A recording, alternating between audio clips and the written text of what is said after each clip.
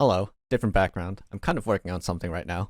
So instead of doing a monthly update video, since that's getting a tiny bit boring, I feel like I should talk about guilt in language learning a little bit. So a major part of the refold mass immersion approach is that you want to immerse as much as you can when you can. And that makes sense, of course. If you want to get better at your language faster, you have to expose yourself to it more. But that leads to an issue that immersion learners have that most classroom learners don't. There's no separation of concerns. Now, what does that mean? That means that in a classroom, once you walk out of the class, you can context switch to different activities. Once you finish your homework or finish reading a part of a textbook, you can close it and you're done for the day. But immersion doesn't work like that. You're intertwining your life with language learning. There's nothing to tell you when you can stop for the day.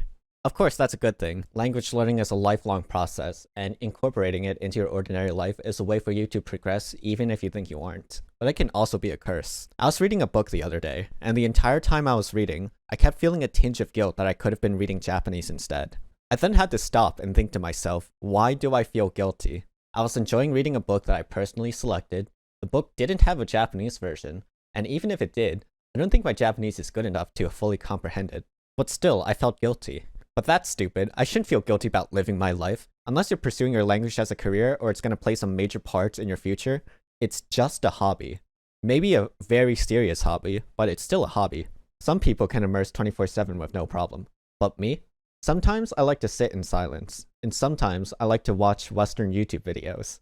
And sometimes I like to read books in English. Progress is still progress, no matter how slow it is. Consider the opportunity cost of going all in immersion learning. When I first started, I definitely went all in because I had nothing else to do. But now, I have to reorganize my life to consider my other hobbies and also my job.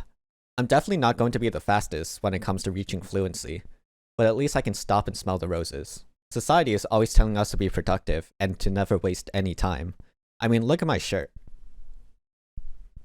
I'm a software engineer, and I have this shirt. But sometimes, time wasted is time well spent. Anyways, that's a bit of a rant, so I'm gonna stop here.